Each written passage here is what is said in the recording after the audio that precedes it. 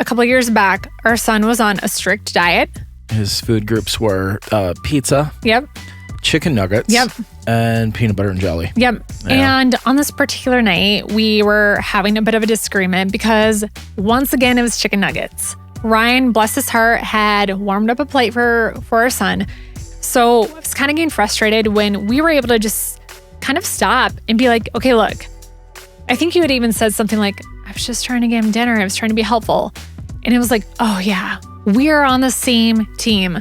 Both of us ultimately wanted our son to eat dinner, Right. to have some nourishment, and to grow. Yeah. This is Ryan and Michelle, and welcome to the Celebrate MarriageCast, where we hope to restore and reclaim godly marriages through honest and real conversations. Welcome to episode 71, and we are so glad that you are joining us today. What a great thing you are doing for your relationship, for your marriage. We are so glad that you're taking this time. So welcome. Absolutely. Michelle, it's getting to that time of the year. You know what's coming up? Oh, yeah, I do. The habit break day? Or no? I think that's past. Oh, I think it's like sailed. 3. I think it's 3 weeks. Oh, okay. Something really special is coming up. Oh, Valentine's. Valentine's. Yep, that's a good guess. Actually, you know what's coming up? My birthday. Your birthday is coming up. All of those things are great things. Yeah, what is coming up? The Super Bowl. Oh, that thing. Yeah. Okay, yeah. And anyway, it reminded me of something that we've talked about so many times on the show, but we wanted to bring it back a little bit. Let's do it. And talk about this concept of same team. Love same team. Love the concept. Ryan, we've actually done that I looked back. We did that for our 5-Minute Friday. Do you know when that was? No. Seems like a little while ago, right? Yeah. September 29th of 2023. Whoa. But we've never done a full episode on same team. Yeah, we've never done a full episode, and we wanted to build on this concept. Mm-hmm. You know, especially as we're in January, we're at the start. You know, a lot of people in January start digging into vision and what that looks like for their lives, for their marriages, those type of things. You know, New Year's resolutions, if you will. Yeah, if you're still doing it. Ryan, hey, Ryan, no, we don't think that you guys are quitters. That's probably like other people. It's like a real thing. It was like National Quitters Day. And I was like, what is that? Yeah, well, I think I knew about that because I saw an email from a coffee shop and they were like, hey, come get our cinnamon rolls. On National Quitters Day? I think so. That's funny. Yeah. Yep. But it reminds me, you know, as we're looking at January, as we're looking at the next year, you all are not quitters, so you're still going. Mm-hmm. But it brings to me like that verse, Proverbs 29:18, where there is no vision, the people perish. And, you know, really, we applaud you for listening, to working on your marriage, to wanting to build a marriage, a better marriage, or just pick up new skills or new things, learn new things. Yeah. And so we applaud you for working on that.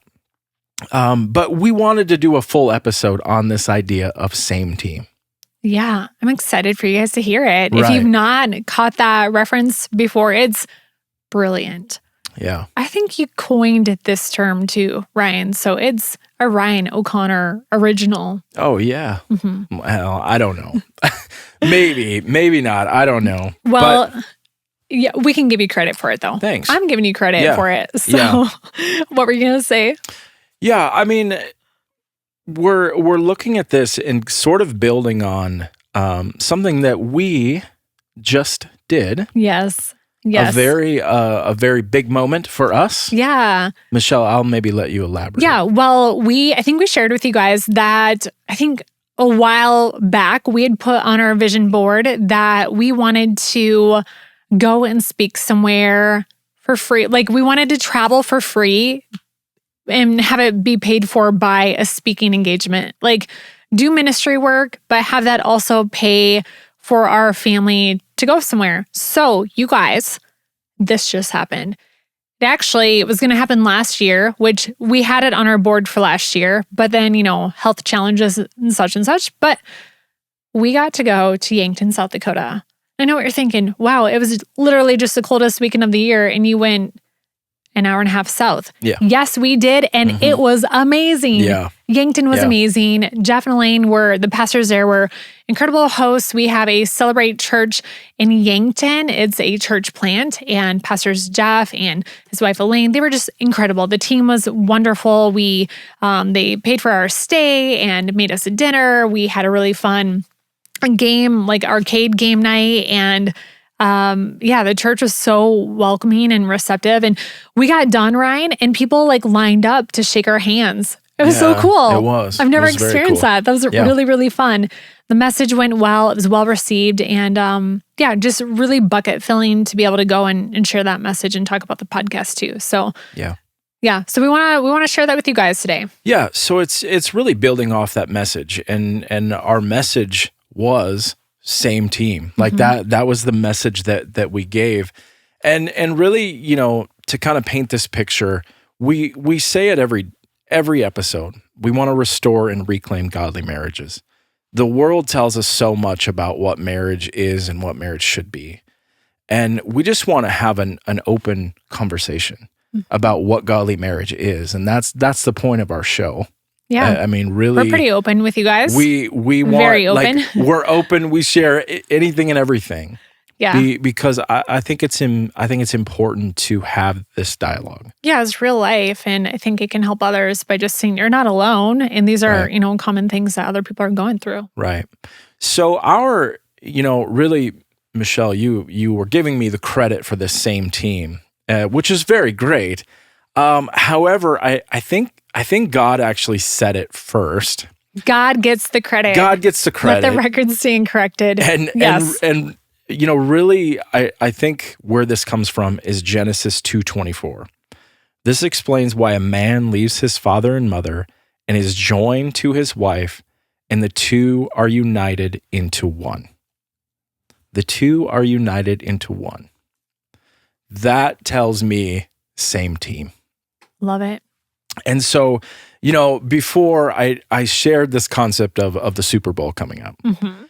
And at the time of this recording, we don't know yet who's playing. Yeah, we don't. But we might after this weekend. And the boys are going for the Eagles. Yeah, I'm guessing lifelong fans will be an Eagles Super Bowl win. I'm hoping.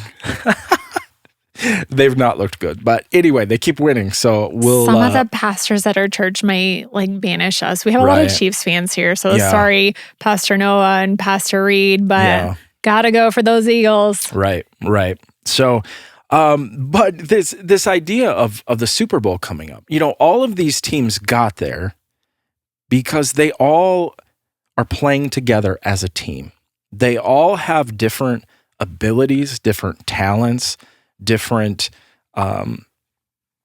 different, even skills. Just skills, just physically different, I like this concept of if you had a team full of quarterbacks, they could be the best player on the team, but if every player was a quarterback on the team, I don't think they would win very many games.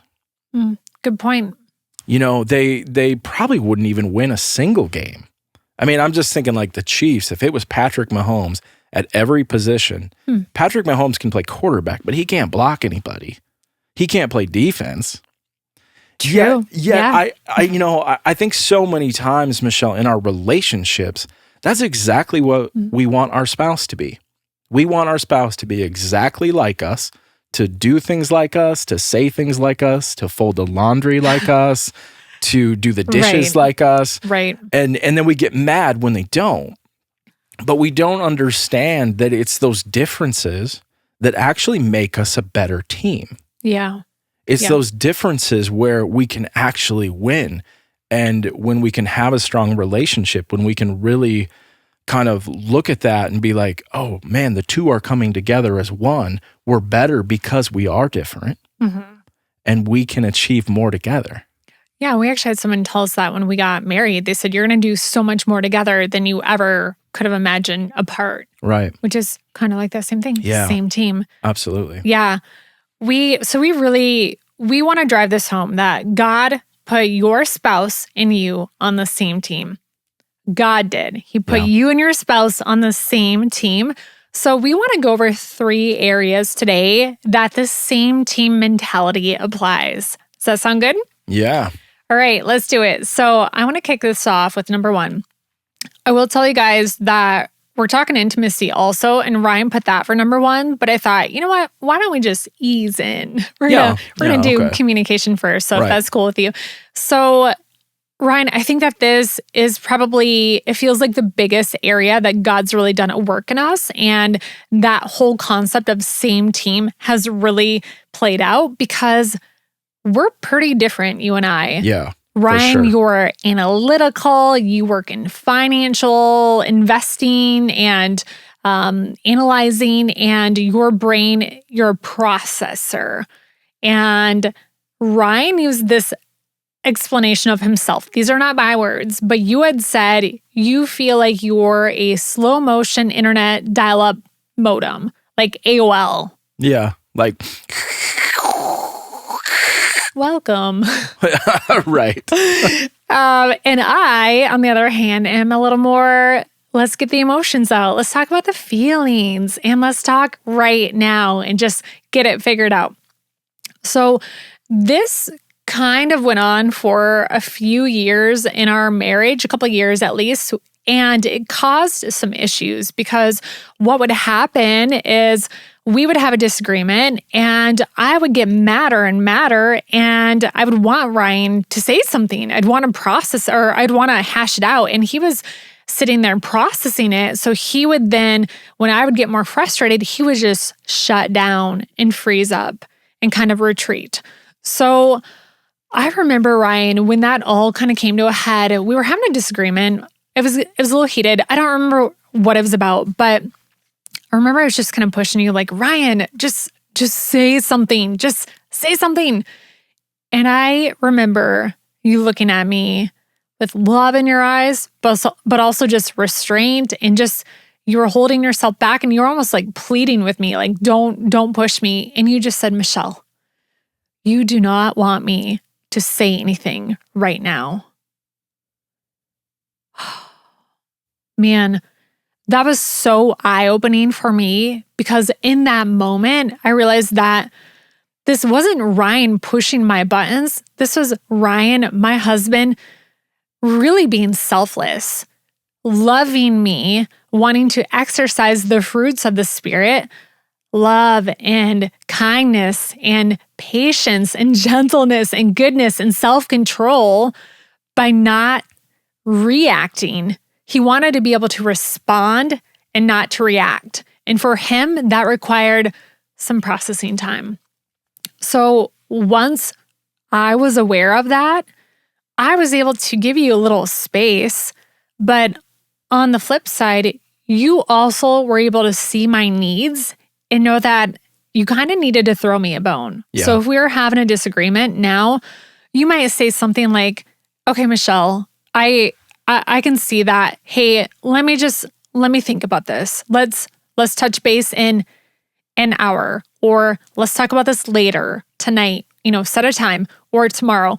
I don't think we usually push it to the next day, but it's just giving you a little breathing room, but you're also acknowledging me that I see you, I hear you, I know that you're feeling this stuff. Like, hey, we're going to get back to it. I just need to process a little. Yeah. So I think some real life examples of this same team example with communication, I'll give 2 quick examples. One, a couple of years back, our son was on a strict diet. Do you remember this, Ryan? Yeah. His 3 food groups? Yeah. His food groups were pizza. Yep. Chicken nuggets. Yep. And peanut butter and jelly. Yep. And sometimes nachos. So I guess there was like 4. 4.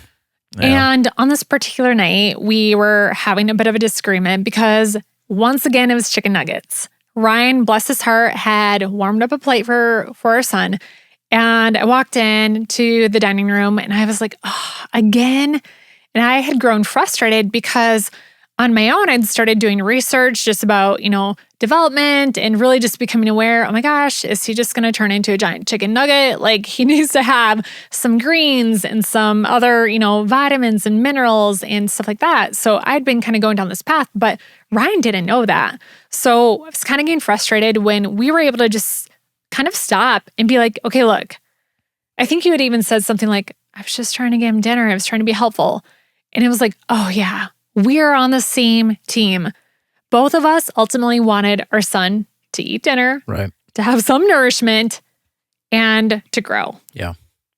And side note, for those of you thinking, just sit him down at the table and don't let him eat. Don't let him leave until he eats the plate, eats everything on the plate. You guys, we tried that. We tried that OG parenting, and it just didn't work. He wouldn't eat. Yeah. And you can't send your child to school the next day hungry, right? You have to feed them. Yeah. So we've made a ton of progress, especially in the last 6 months, and he's trying new foods and he's doing great. So the other example, I don't know, I hope you guys remember this really fun story that we told early on in the podcast, but it was about mascara. Do you remember this, Brian? Oh, yeah. Of course you do. Of course I do. Because it was kind of a big thing, but we were going, of all places, to church. And I had realized as we were turning out of our neighborhood that I forgot my mascara. And I had said, oh, Ryan, I forgot my mascara. And what did you say? Oh, I think I had a great, oh, that's too bad. I'm so sorry. So then we go to the stoplight and we're getting ready to turn around the boulevard. And I was like, dang it. It really completes my outfit. And you again say something like, oh, that's too empathy. bad, love. Yep. Yeah, you were showing empathy. Really great. I was getting so frustrated. We went another few blocks. Now we're getting on the interstate. And I'm like, gosh darn it, you guys, my eyes feel naked without my mascara. And you were like, love, what did you want me to do? And I just responded, well, I wanted you to go back and get my mascara. And by that point, it was way too late. We were sailing down the interstate. Yeah. But in this story, we can laugh about it now. And I do carry a travel size mascara in my crossbody, so I can prevent that in the future. Nice. Yep. Nice. But in this example, you guys, it's not that Ryan wanted me to have naked, non-beautiful eyes. Of course, he wanted me to look my best. He's just not a mind reader. And he didn't know. He truly didn't know. And in that situation, afterwards, you were like, I thought I was being so empathetic. Yeah. But we weren't communicating. And I learned after that, I just need to say it. You're not a mind reader. Right. I need to articulate what I need. If I want you to go back for my mascara, I just need to say, Ryan, turn the car around. We might be a minute late, but I need that mascara. Yeah. So just remember, you and your spouse are on the same team. So just work your communication with that in mind. Yeah, absolutely. So as Michelle said, the second area that often I think for us has really been, I think, life-changing to really grasp this concept of same team is in intimacy. So again, Genesis 2:24 says, this explains why a man leaves his father and mother and is joined to his wife, and the two are united into one. So I think when people hear that verse, it's often used in the context of intimacy, the two coming together, and it is. But I think it's so important to have this conversation, because part of this is understanding this is God's design. God wanted intimacy in marriage, yet often I think it's a point of conflict.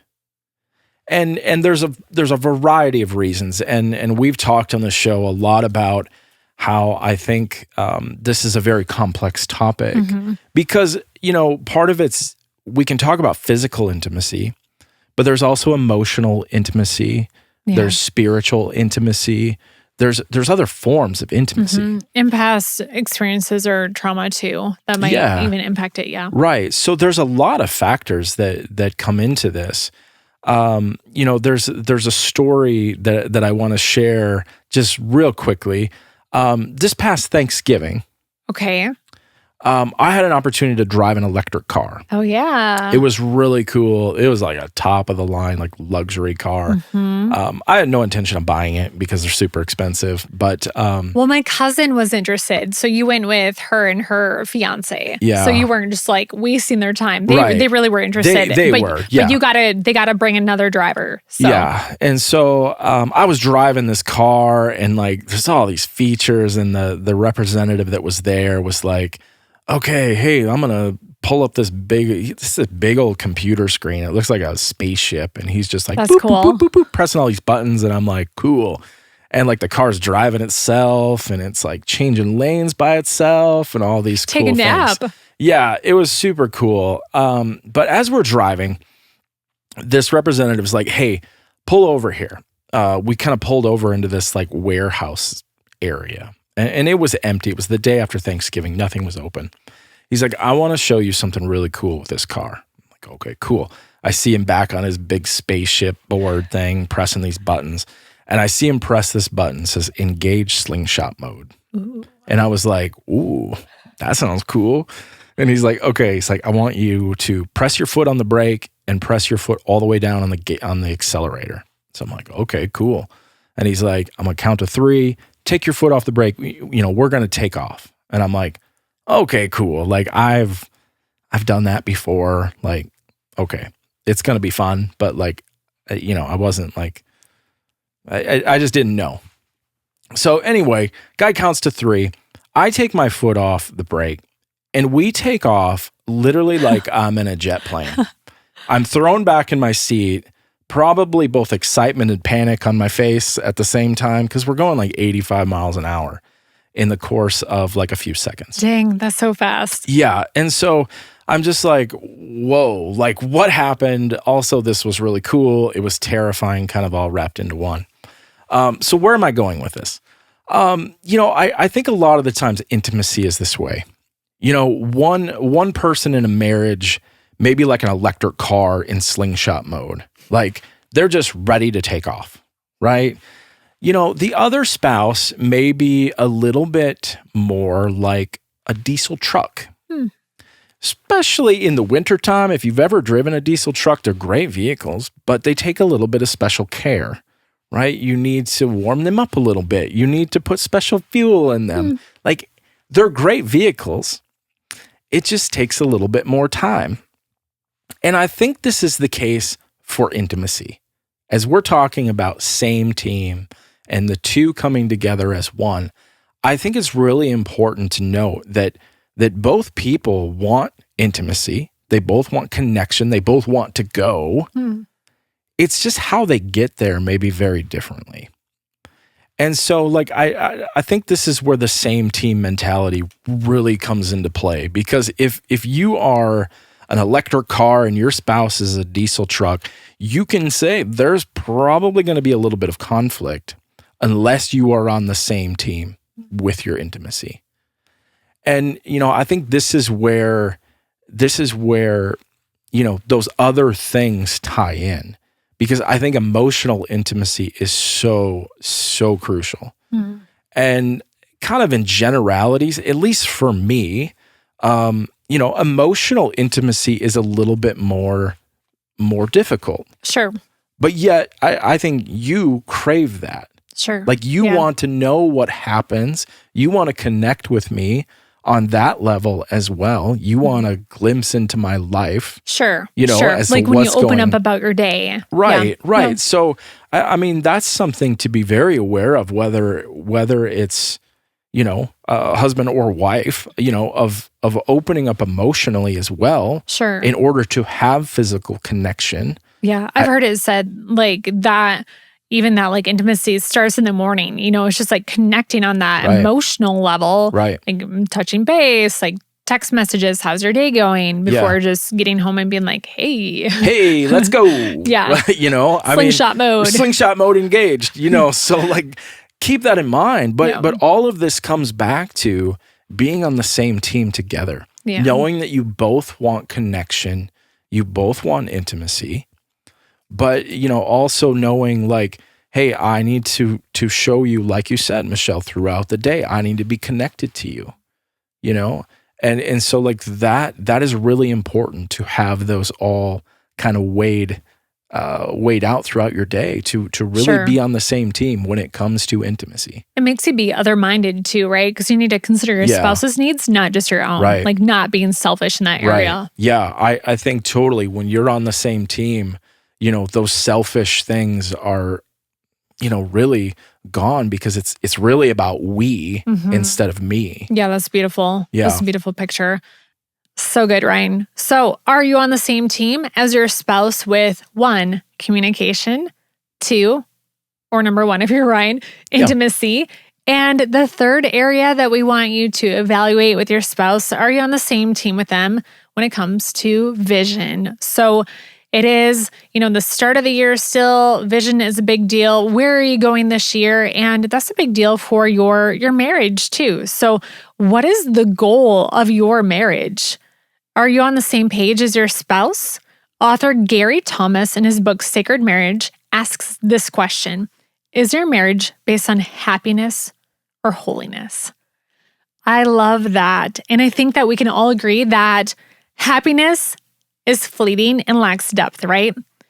You see, we've shared plenty of times about the year of 2024. It was very difficult, and a lot of those moments were not happy, right, Ryan? Like you tearing your ACL, not so happy. My car accident, health diagnosis with my mother, all of those things. But we had our roots on holiness, and that was like our true anchor. And it's not that God doesn't want you to be happy. Like there will be moments of happiness, and we hope that you have a lot of that, but it's just not, life is not all sunshine and rainbows. If you've been married for more than a day or an hour, you probably know this. So that's just our encouragement to you, is that that's not the end all be all. Happiness is not, but is your vision for your marriage based on happiness or holiness? So do you find yourself saying oh, my spouse doesn't make me happy? Well, why don't you focus on holiness? Because that happiness will come as a result, right? Absolutely. We say this often here at Celebrate, that if things are right here, and then the pastor will point upwards towards heaven, towards God, then things are right here outwards. And then they put their arms horizontally. So if things are right here vertically, going up to God our Father, then things are right here horizontally, going outwards with your relationship with your spouse, your children, your coworkers. That is a byproduct of that holiness. And that brings a lot more peace into your relationship. Yeah. I think that we can look at 2 verses in the Bible that really paint this picture. So we're going to look at Ephesians chapter 5, verses 22, and then we're going to skip ahead to verse 25. So 22 says, "Wives, submit to your own husbands as you do to the Lord." 25 then talks to the husbands. They're not left out, ladies. It says, "Husbands, love your wives, just as Christ loved the church and gave himself up for her." Michelle, I love these verses, but I think a lot of times we hear these verses and there's a little bit of a rub. And I think it really comes down to one word, and that word is submit. But I think this is where that power of the same team vision comes into play. Because see, I think unfortunately, a lot of husbands have read verse 22 and said, "Wives, submit to your own husbands as you do to the Lord." And then it's almost like they quit reading, right? But as you continue reading, as we get to verse 25, "Husbands, love your wives just as Christ loved the church and gave himself up for her." That is a huge order. That is like a huge tall order to fill, right? Right. So when we look at same team here, we see that both of these commands from God deal with submission. We both need to submit to God.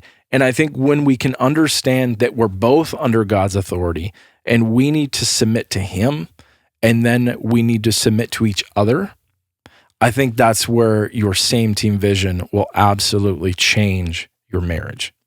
Yeah. Because at that point, all the selfish ambition, all of my own wants and needs are gone. Yeah. Because I'm submitting to God and I'm really giving myself up for you. Yeah, you're not lording over the household. Right. Like, wife, children, submit to me. It's a very gentle, loving, compassionate leadership that you have for a household, just as Christ loved the church and gave himself up for her. Yeah. Yeah. I love, as Gary Thomas was, talked about happiness versus holiness. Gary Thomas is awesome friend of the show. I'm calling him a friend of the show. He's been on, so I'm calling him a friend of the show. Friend of the show. But I love that. And what are you pursuing in your marriage? I think that's such a great point.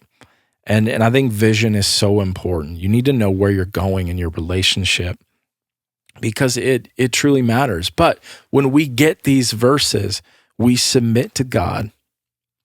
And, at that point, when we look at this idea of same team, we understand that we have the same owner.